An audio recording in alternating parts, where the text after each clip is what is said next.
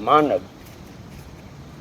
अपने ही कर्मों के द्वारा पहले बंधन में पड़ता है, पहले अंदर से बंधन में पड़ता है। और जब अंदर से वह अपनी वासनाओं के वशीभूत होकर के, अपने स्वार्थ के वशीभूत होकर के, अपने समाज की अपनी गरिमा, समाज की गरिमा, देश की गरिमा को खो देता है, तो बाहरी शक्ति आकर उसे आक्रांत कर देती है और देश गुलाम हो जाता है, मनुष्य गुलाम हो जाता है और गुलामी की जिंदगी जीता रहता है।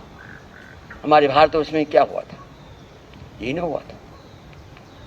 राजे महाराजे जितने व्यक्ति थे सब अपने अपने स्वार्थ में लीन हो गए थे। सबों में वैमनस्य छा गया था। सब एक दूसरे पर आक्रमण करते थे और एक दूसरे को मारने के लिए विदेशी शक्तियों का भी सहारा लेते थे। उसका मुख्य कारण था जितने राजा महाराजे सब थे भोग में लिप्त हो गए थे। साधुओं सबकी जो साधना की पद्धति थी वह आंतरिक से ज़्यादा बहिर्गत हो चुकी थी। जो अच्छे साधु थे उनकी अवमानना होने लगी थी। तो देश पहले मुगलों का, अंग्रेजों का गुलाम हुआ और ये गुलामियत इतनी छा गई कि भारतवर्ष के लोग हम गुलाम हैं ये भी भूल गए थे। स्वतंत्रता मेरा अधिकार है ये भी भूल गए थे। और यहाँ की मिट्टी, यहाँ की पानी, यहाँ की हवा ऐसी गुलामियत में जकड़ गई थी कि यहाँ लोग इसको सोच भी नहीं सकता था। वह तो कुछ भारतवर्ष से लोग बाहर गए और बाहर में जब उन्हें ये पढ़ने को मिला फ्रेंच रिवॉल्यूशन क्या जो बाहर के रिवॉल्यूशन सब देखे तब उन्हें समझ में आया कि नहीं, स्वतंत्रता मेरा अधिकार है। आज तक वहीं से बीज पड़ी और देश स्वतंत्र हुआ। देश स्वतंत्रता की गाथा आज लोग भूल गए। देश स्वतंत्रता के लिए जो यहाँ कुर्बानी दी गई थी, जो यहाँ बलिदान हुआ था, वह लगभग भुला दी गई। आज पुनः भारतवर्ष स्वार्थियों के अधीन है। जिस तरह से ईस्ट इंडिया कंपनी ने आकर के भारतवर्ष को पहले गुलामी में किया तब ब्रिटिश के हाथ में गया, वैसे आज कॉरपोरेट जगत भारतवर्ष को गुलाम कर दिया है और हम अपनी आज़ादी को खोते हुए चले जा रहे हैं। कुछ स्वार्थी तत्व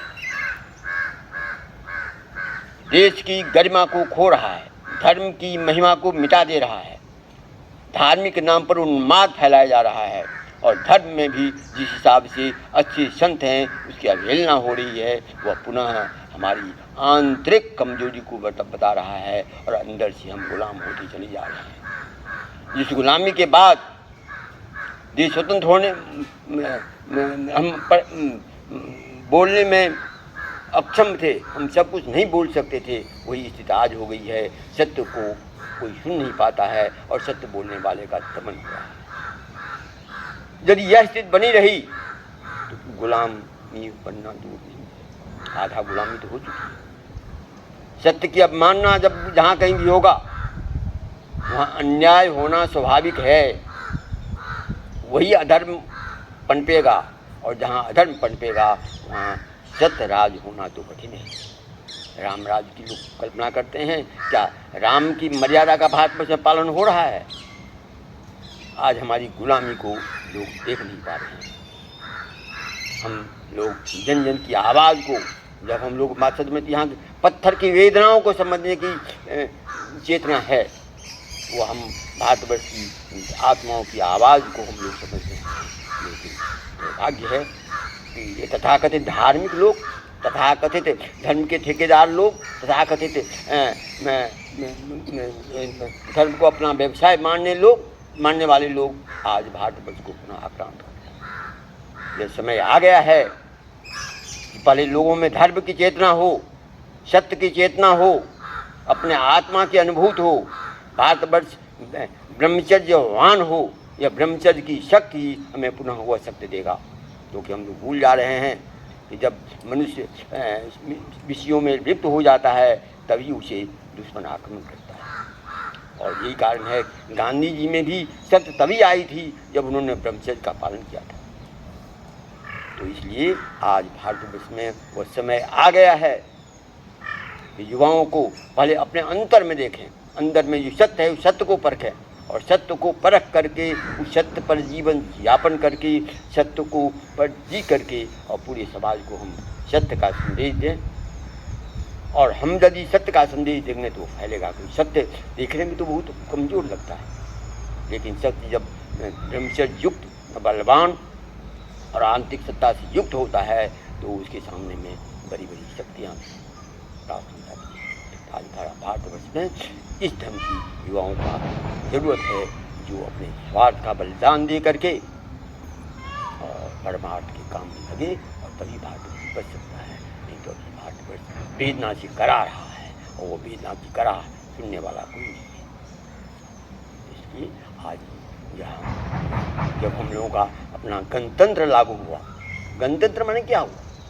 गणतंत्र माने ये मतलब नहीं हुआ कि हम कुछ कर लेंगे, हम अपने ही संविधान में स्वयं को बांधेंगे, और जब वो संविधान ऐसा हो जाएगा कि बार बार हम उसी को बदलते रहेंगे।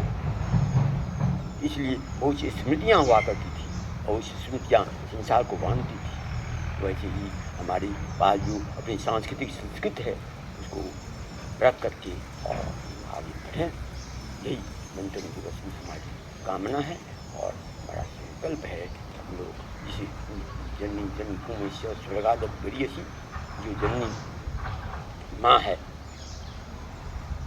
उस जननी रक्षा करने के लिए, जननी की वेदना को समझने के लिए, जननी माने यहाँ के जो पेड़ पौधे को तो कुछ समझता नहीं है, जहाँ होता है वही काट दे रहा है।